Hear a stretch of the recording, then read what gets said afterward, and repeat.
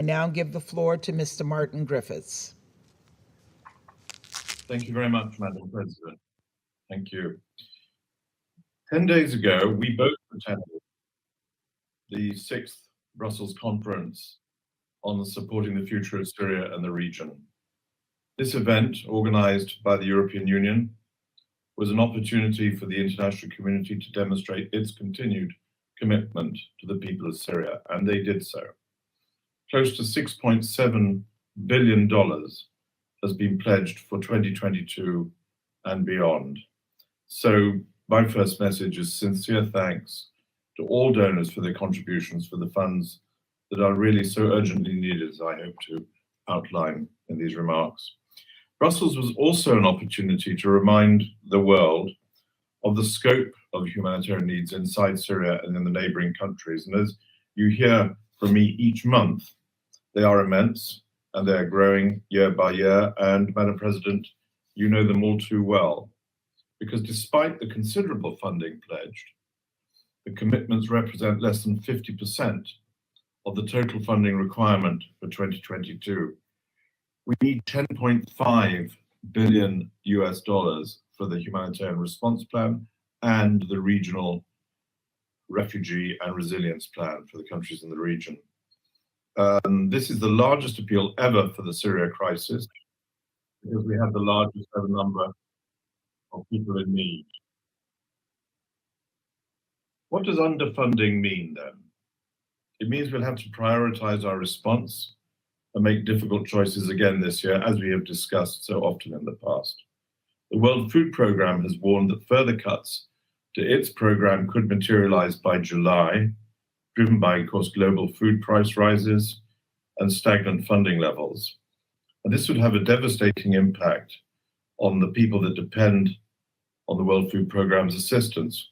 1.9 million more could slide into hunger due to the impact of rising food prices and the effects of the Ukraine conflict that I know has been discussed this week so much in New York.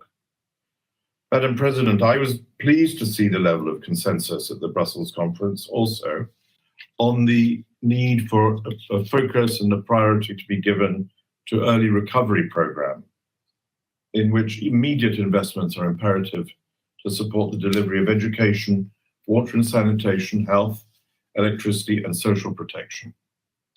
And only through a sustainable commitment to basic services can we make good on our common commitment to leave no Syrian behind. So it's now critical, of course, that the generous pledges announced in Brussels be converted into early dispersals of funding. Madam President, turning to Syria, hostilities, including airstrikes and shelling in northwest Syria, continue to affect civilians, including women and children, and constant care must be taken to spare them. The insecurity continues in the Al-Hol camp, and so far this year, in 2022, 13 murders and 4 attempted murders have been reported in that camp. An incident on the 10th of May targeted an international NGO center. As a result, all activities in phase 5 are suspended, phase 5 of our security arrangements, until the safety and security to humanitarian workers can be reassessed and insured. And as we've said before, and I've said it before, and so many have, the situation in Al-Hol is a disgrace for the 56,000 civilians living there, the vast majority of whom, which makes it a lot worse, are women and children. In fact, nearly 10,000 children and their mothers in the northeast are detained in prisons and prison-like camps. So of course we need to take action. Children should not be detained based solely on alleged association with armed groups. They should be released into suitable care. They need protection and basic services. They need a family life, and they need a future. And thus we call once again on all member states involved to take urgent action to fulfill their responsibility to repatriate their citizens through all available routes.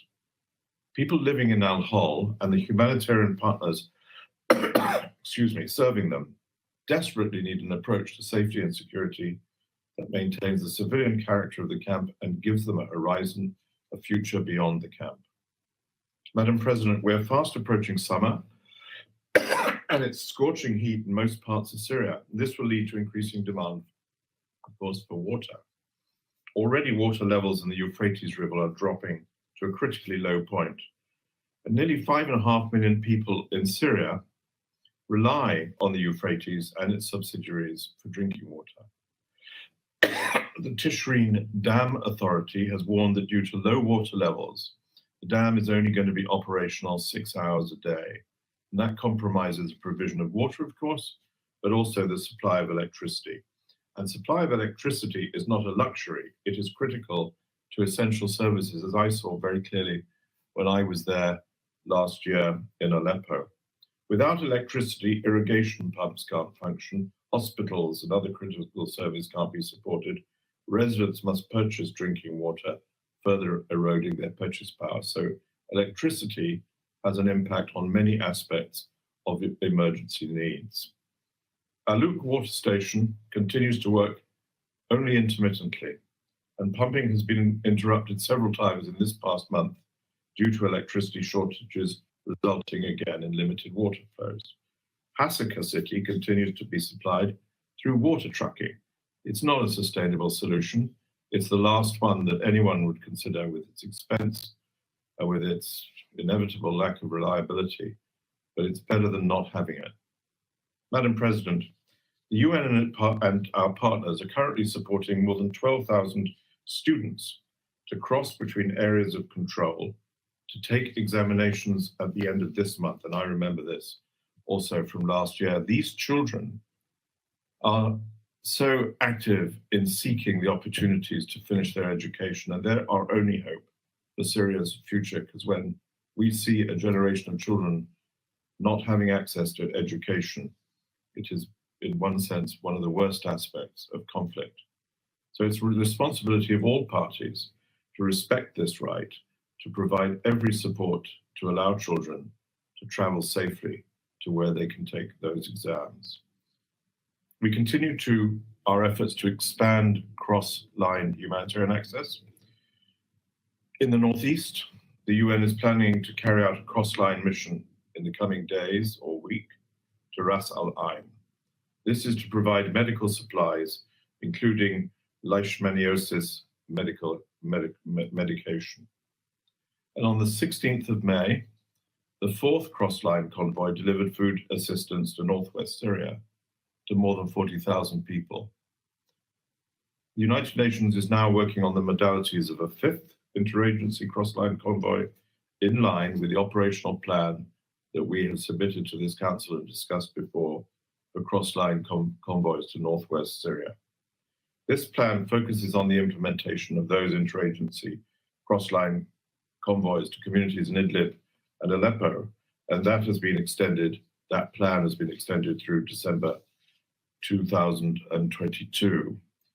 And as we all know, the Security Council authorization for the UN and partners cross-border assistance into the Northwest expires in just over 6 weeks from today. While we're doing our utmost to expand cross-line access, leaving no stone unturned in that endeavor, let me reiterate, as I have done at every occasion in the past, that cross-line operations cannot, under current conditions, replace the size or the scope of the massive UN cross-border operation. And failure to renew the authorization will disrupt life-saving aid for the people living in the Northwest, and including more than 1 million children as part of that population. Madam President, as we speak, I'm delighted to say that my deputy, Joyce Masuya, who you have seen frequently already in this council, is completing a visit to Syria and Jordan to support the humanitarian partners' response to the crisis there and to identify strategies to meet the challenges that the coming month will bring. I will be meeting Joyce and other colleagues on Sunday, and I will be hearing a lot more of the issues and priorities that we need to address, and we'll be all the better briefed for when we meet again. And I look forward to doing that at our next meeting. Thank you, Madam President. I thank Mr. Griffiths for his briefing. I now give the floor to Dr. Fareed.